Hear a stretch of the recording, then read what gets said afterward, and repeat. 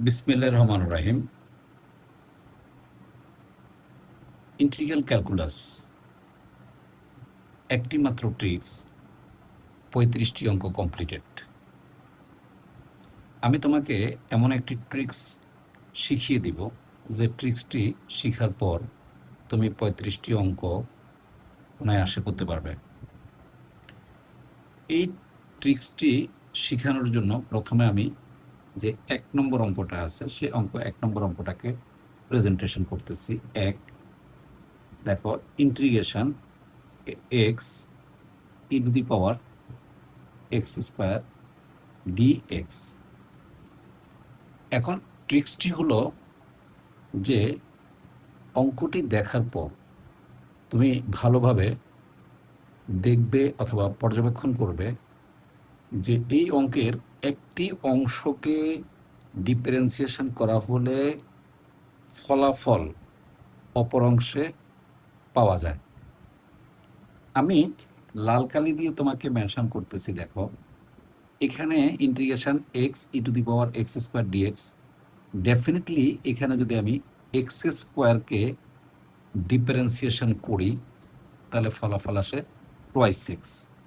তাই আমি দেখো এখানে এক্স আছে এবং 2 ধ্রুব সংখ্যা আমি অতিরিক্ত আনতে পারবো। তাহলে আমরা এখানে যে এই ধরি দিয়ে আমরা কি করব, ওই যে এক্স স্কোয়ার আছে, এই যে এক্স স্কোয়ার, এটাকে আমরা জেড ধরব। ডেফিনেটলি পরবর্তীতে এসে আমরা দুই পাশে যদি ডিফারেন্সিয়েশন করি তাহলে এর পাশে ডিফারেন্সিয়েশন করলে আসবে ডিজেড, আর এক্স স্কোয়ারকে ডিফারেন্সিয়েশন করলে আসবে টোয়াইস এক্স এই যে ডিএক্স। স্বাভাবিকভাবে দেখো যে এখানে এখন দেখো এই যে আমার টোয়াইস এক্স, আমার এখানে এক্স আছে, একটা 2 শর্ট আছে। আমরা বলছি অতিরিক্ত ধ্রুব সংখ্যা আনা যাবে। তাহলে আমি যদি এখানে একটা 2 দিয়ে দিই, ইন্টিগ্রেশন দিয়ে আমি এখানে টোয়াইস এক্স দিয়া ই টু দি পাওয়ার এই যে এক্স স্কোয়ার ডিএক্স লিখলাম। এখন যদি আমরা সাপোর্ট করি তাহলে দেখো এই যে টোয়াইস এক্স ডিএক্স, এই যে টোয়াইস এক্স ডিএক্স, এই পরিবর্তে আমরা লিখতে পারবো ডিজেড, আর এখানে এক্স স্কোয়ারের পরিবর্তে আমরা লিখতে পারবো জেড। তাহলে আমরা যদি সেটা লিখি তাহলে এখানে আসে half, definitely E to the power Z, E to the power Z, twice X DX এর পরিবর্তে আমরা লিখবো ডিজেড। এখন দেখো যে হাফের জায়গায় হাফ থাকবে, আর ই টু দি পাওয়ার জেড এর ইন্টিগ্রেশন সূত্র ই টু দি পাওয়ার জেড, এবং ইন্টিগ্রেশন সমাপ্ত হলে সমাকলন ধ্রুবক সি দিতে হয়। এখন আমাকে জেড এর মানটা এখানে সেট আপ করতে হবে। তাহলে হাফের জায়গায় হাফ, ই টু দি পাওয়ার যে এক্স, জেড তো রাখা যাবে না, ধরা জিনিস, তাহলে এখানে আমি এক্স স্কোয়ার দিলাম, এই যে plus C, this is answer. এখন আমি তোমাকে যে এখানে যে 10টা অঙ্ক আছে, 20টা অঙ্ক আছে, এই 20টা অঙ্ক আমি প্রত্যেকটা অঙ্ক তোমাকে দেখিয়ে দিচ্ছি কাকে ডিফারেন্সিয়েশন করলে ফলাফল অপর অংশে পাওয়া যায়। দেখো, প্রথম অঙ্কে আমরা যখন এক্স স্কোয়ারকে করছি তখন আমরা ডিফারেন্সিয়েশন করলে টোয়াইস এক্স হয়। দেখো এখানে এক্স আছে, এই যে এক্স আছে। দ্বিতীয় অঙ্কের ক্ষেত্রে যদি আমরা এক্স টু দি পাওয়ার 8কে জেড ধরে ডিফারেন্সিয়েশন করি তাহলে আসে 8 এক্স টু দি পাওয়ার 7। দেখো এক্স টু দি পাওয়ার 7 আছে, অতিরিক্ত 8 আমরা আনতে পারবো। দেখো এখানে যদি আমরা সাইন এক্সকে ডিফারেন্সিয়েশন করি জেড ধরে তাহলে তার ফলাফল আসে কস এক্স। দেখো এখানে কস এক্সটা আছে। পরবর্তীতে যদি আমরা ডেফিনেটলি ট্যান এক্সকে যদি আমরা ধরি তাহলে এই ট্যান এক্সের ডিফারেন্সিয়েশন সেক স্কোয়ার এক্স, দেখো এখানে সেক স্কোয়ার এক্সটা আছে। এখন আমরা যে জিনিসটা করার চেষ্টা করতেছি সেটা হলো, দেখো যে এই রুট এক্সকে যদি আমরা ডিফারেন্সিয়েশন করি তাহলে আসে 1/2 রুট এক্স। দেখো 5কে সরিয়ে দিয়ে উপরে একটা 2 এনে আমরা 2 রুট এক্স আনতে পারি, এই যে এটা পাওয়া যাচ্ছে। এখানে যদি আমরা এক্স প্লাস 1/x-কে ডিফারেন্সিয়েশন করি তাহলে এক্স এর জন্য 1, আর 1/x এর জন্য আসে -1/x² ডিফারেন্সিয়েশন করলে, তাহলে এই পুরো রাশিটাকে ডিফারেন্সিয়েশন করলে এই ফলাফল হিসেবে এটা চলে আসে। এরপরে দেখো যখন পাওয়ারযুক্ত কোনো ত্রিকোণমিতিক রাশি থাকে তখন তাকে পাওয়ার বাদ দিয়ে ধরতে হয়। দেখো আমরা যদি এই জিনিসটাকে ধরি, যে আমি সুন্দর করে গ্রাফ করে দিচ্ছি, এই জিনিসটাকে ধরি, সাইন এক্সকে যদি আমি জেড ধরি এবং তাকে যদি আমি ডিফারেন্সিয়েশন করি, তাহলে তার ফলাফল দেখো যে কস এক্স এখানে আছে। এখানে দেখো যদি আমরা এই সাইন এক্স কে ডিফারেন্সিয়েশন করি, তাহলে ফলাফল হিসেবে কস এক্স, দেখো কস এক্স এখানে আছে। আমরা যদি এখানে এই পাওয়ার বাদ দিয়ে যদি আমরা এই যে টেন এক্স কে ডিফারেন্সিয়েশন করি, তাহলে তার ফলাফল সেক স্কোয়ার এক্স এখানে আছে। আমরা যদি এখানে পাওয়ারকে বাদ দিয়ে কস এক্স কে ডিফারেন্সিয়েশন করি, তাহলে তার ফলাফল আসে মাইনাস সাইন এক্স, আমরা অতিরিক্ত একটা মাইনাস আনতে পারবো। রুট এক্স কে যদি আমরা ডিফারেন্সিয়েশন করি, তাহলে 1/2 রুট এক্স, দেখো এখানে ডেফিনেটলি রুট এক্স আছে। 1/x কে যদি আমরা ডিফারেন্সিয়েশন করি, তাহলে -1/x স্কোয়ার আসে, দেখো এই যে এক্স স্কোয়ার এখানে আছে, আমরা আনতে পারবো, একটা অতিরিক্ত মাইনাস আনা যাবে, এটা আসে। ভগ্নাংশের ক্ষেত্রে যদি নিচের পুরো রাশিকে আমরা ধরি, তাহলে উপরেরটা আসবে। দেখো এখানে 1 এর জন্য 0 আসে, আর এক্স স্কোয়ারের ডিফারেন্সিয়েশন টোয়াইস এক্স, দেখো এখানে টোয়াইস এক্স আছে, তার মানে 1 + x স্কোয়ারকে আমরা জেড ধরে ডিফারেন্সিয়েশন করব। এখানে দেখো পুরো ভগ্নাংশের ক্ষেত্রে দেখো এক্স প্লাস সাইন এক্স কে যদি আমরা ডিফারেন্সিয়েশন করি, তাহলে আসে 1 + cos x, দেখো 1 + cos x এখানে আছে। এখানে 1 + cos x কে যদি আমরা ডিফারেন্সিয়েশন করি, তাহলে আসে মাইনাস সাইন এক্স, আমরা অতিরিক্ত একটা মাইনাস আনতে পারবো। এখানে 3 + 4 cos x কে যদি আমরা ডিফারেন্সিয়েশন করি, তাহলে আসে -4 cos x, আমরা -4 অতিরিক্ত এনে এই যে সাইন এক্স কে আমরা আনতে পারবো। cos x করলে সাইন এক্স আসে। e⁻x প্লাস e⁻−x কে যদি আমরা ডিফারেন্সিয়েশন করি এবং z ধরে ডিফারেন্সিয়েশন করি, তাহলে ex এর জন্য ex প্লাস মাইনাস e⁻−x এর জন্য মাইনাস e⁻−x, তার মানে এই যে ex প্লাস e⁻−x এর ডিফারেন্সিয়েশন হলো e⁻x মাইনাস e⁻x। সো এই জিনিসটা এখানে আছে। এবার দেখো আমরা যদি sin x কে ডিফারেন্সিয়েশন করি, তাহলে তার cos x ডিফারেন্সিয়েশন এই যে দেখো এখানে আছে z ধরে। 1 + tan x কে যদি আমরা z ধরি এবং ডিফারেন্সিয়েশন করি, তাহলে তার ফলাফল কিন্তু sec স্কোয়ার x, দেখো sec স্কোয়ার x এখানে আছে। 1 + x 1 - x স্কোয়ার কে যদি আমি z ধরে ডিফারেন্সিয়েশন করি, তাহলে আসে -2x, দেখো এখানে আমি -2 অতিরিক্ত আনতে পারবো, এখানে x আছে। তাহলে আমি তোমাকে সার্কেলের মাধ্যমে, রেড সার্কেলের মাধ্যমে দেখাই দিলাম যে একটা অংশকে ডিফারেন্সিয়েশন করলে তার ফলাফল অপর অংশে থেকে যায়, সে অংশকে জেড ধরতে হবে। এখন আমি তোমাকে বেশ কয়েকটা অঙ্ক করে দেওয়ার চেষ্টা করতেছি, আমি তোমাকে 5 নম্বরটা করে দেব।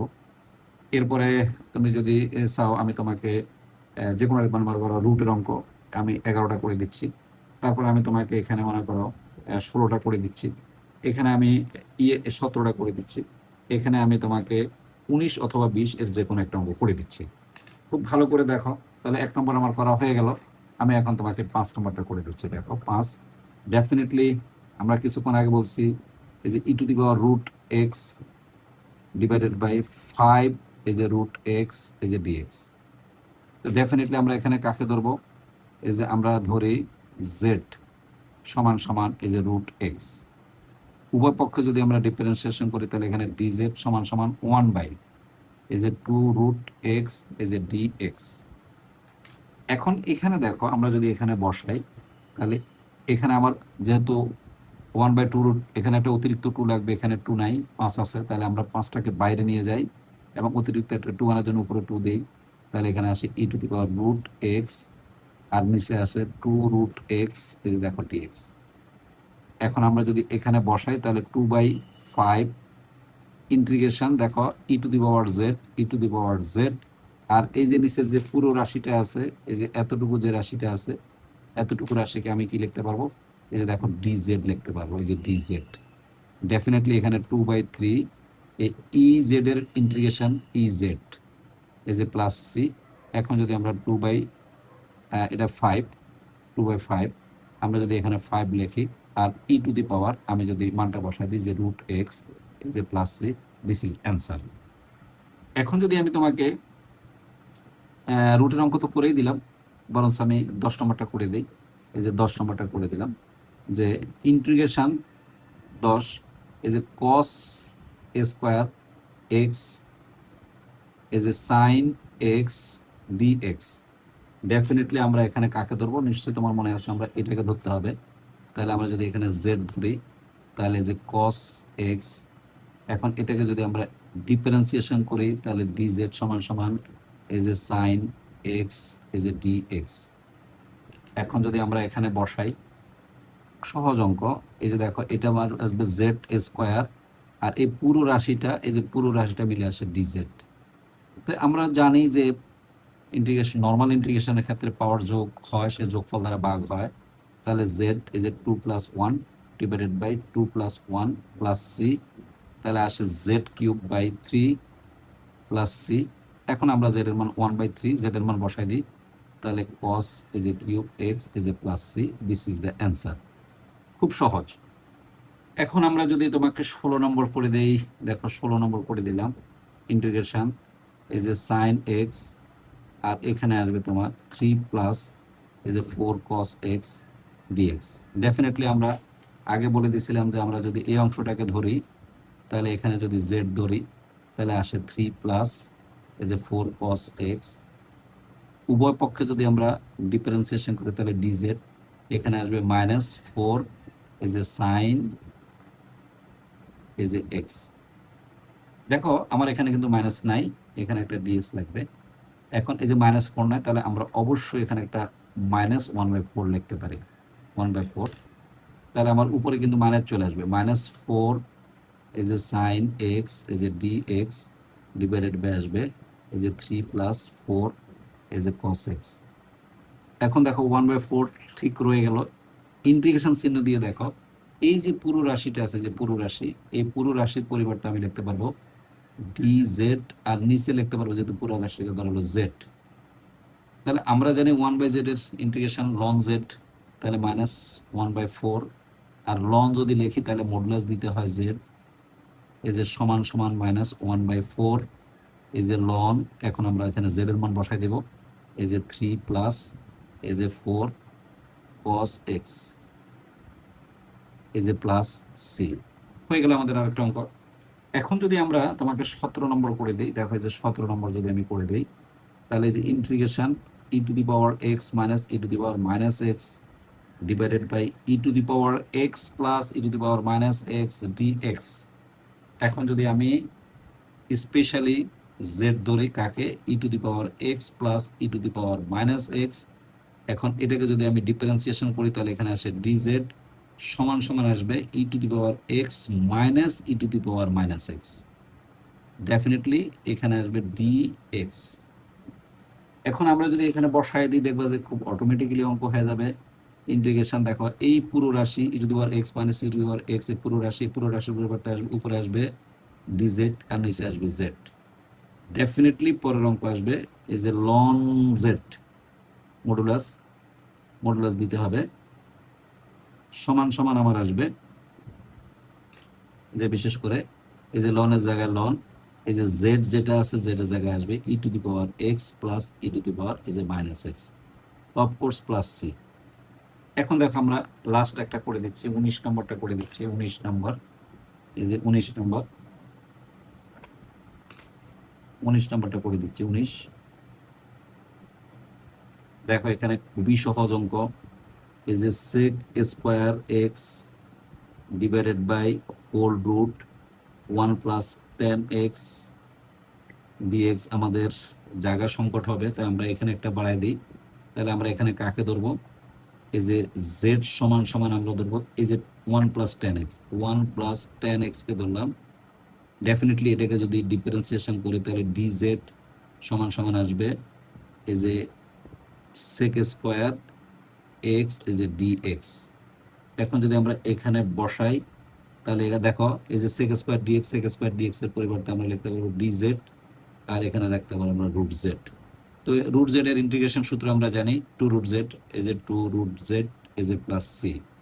এখন আমরা যদি এখানে লিখি 2 আর এখানে আসবে কত 1 + 10x এই যে প্লাস সি। অ্যান্সার হয়ে গেল। আমি তোমাকে এখানে 20টা অঙ্ক দিলাম, এর পাশে আমি আরো 15টা অঙ্ক তোমাকে শো করব, তাহলে এই মোট 35টা অঙ্ক তুমি নির্দ্বিধায় করতে পারবে। ডিফারেন্সিয়েশনের চেয়ে ইন্টিগ্রেশন অনেক সহজ, তবে একটা কথা তোমাকে মনে রাখতে হবে, ইন্টিগ্রেশন করতে গেলে ডিফারেন্সিয়েশনের সূত্রগুলো এবং অঙ্কগুলো তোমাকে নখে ধরে রাখতে হবে। আমি তোমাকে 35টা অঙ্কের একটা হিসাব মিলিয়ে দিলাম, এবং টোটাল ক্যালকুলাস ইন্টিগ্রেশন যতগুলো চ্যাপ্টার আছে 10.1 থেকে শুরু করে 10.7 পর্যন্ত মোট 11টা ক্লাসে সম্পূর্ণ ইন্টিগ্রাল ক্যালকুলাস আমি তোমাকে সমাপ্ত করে দেওয়ার চেষ্টা করব। এই অঙ্কগুলো আমি করাইলাম। তোমার যদি বুঝতে কোনো সমস্যা হয় তুমি কমেন্ট সেকশানে বা কমেন্টস করে দিবা। এরপরে যদি তোমার আমার পক্ষ থেকে আমি উত্তর দিয়ে দিব। যদি সম্ভব হয় তুমি ইনবক্সে আমাকে মেসেজ পাঠাতে পারো, আমি ওই ইনবক্স থেকে তোমাকে আইডেন্টিফাইড করে তোমার সমস্যাটা সমাধান করে দেওয়ার চেষ্টা করব। ধন্যবাদ।